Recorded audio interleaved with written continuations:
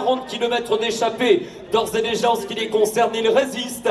Bartolomé, Gate Hecht et l'Espagnol Javier Ibanez. Derrière ces trois-là, le peloton est en train de se reformer. Bruno Armirail, deuxième au classement général à 6 secondes. Tentera-t-il ou aura-t-il la possibilité dans les et d'aller chercher une victoire d'étape? Mais ils sont nombreux dans le peloton à avoir le désir de s'imposer. Ouais, et le peloton est en train de se rapprocher, justement, on le voit ici sur les images.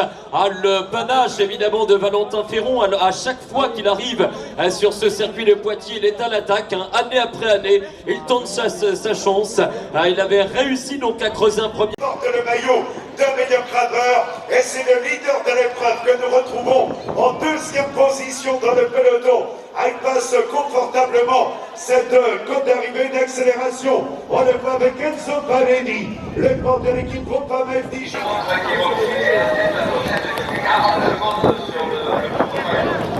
Bruno Armirail, c'est ce que l'on appelle bien évidemment un marquage puissant. On se souvient que l'année dernière, Lorenzo Monzon s'était imposé au sprint massif, mais il n'y a pas toujours...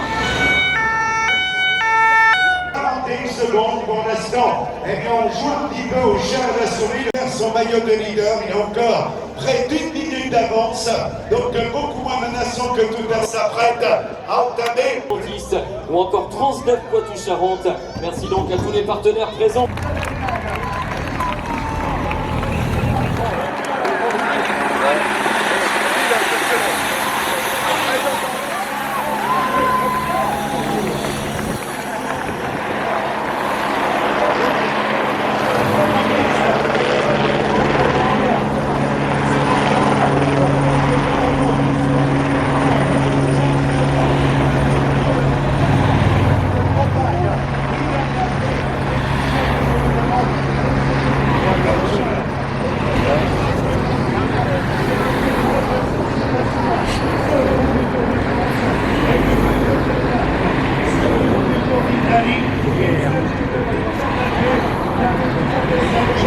Il avait connu le podium.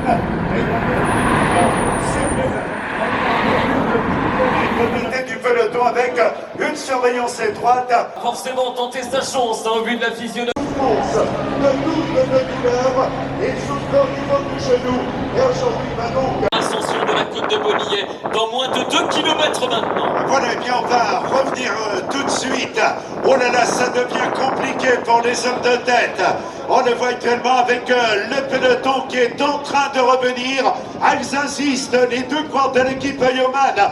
Forward, ils sont à moins de 8 km de l'arrivée. Ils sont Ibanez qui est stagiaire, il n'est pas encore... Et on le voit toujours ce peloton très étiré. Quel travail notamment de la formation Groupama FDJ. Voilà, attention à ça.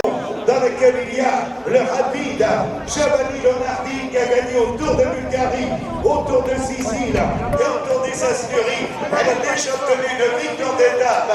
C'était hier avec Samuel Rivi à la jonction. Voilà le corps espagnol qui a été distancé. Le peloton est revenu entre les deux premiers du classement général. C'est celle du coup que ce soit. Donc, ce qui est donc de la course, on retrouve à nouveau donc Bruno Armirail, le corps de l'équipe, donc Groupama FDJ. On a vu où ça bouge beaucoup. On a vu également Paul Penouette.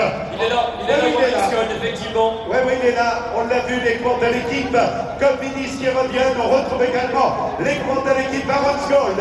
Après un moment délicat, a réussi à revenir dans le peloton. Un court moment, donc Bruno Armirail a été le leader de l'épreuve. On voit les cours de l'équipe Groupama FDJ qui reviennent en première ligne.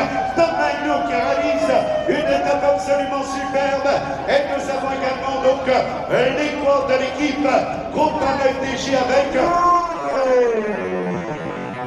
Voilà Marc Sarron qui renoue avec ses premiers amours ici sur le Tour Poitou-Charentes.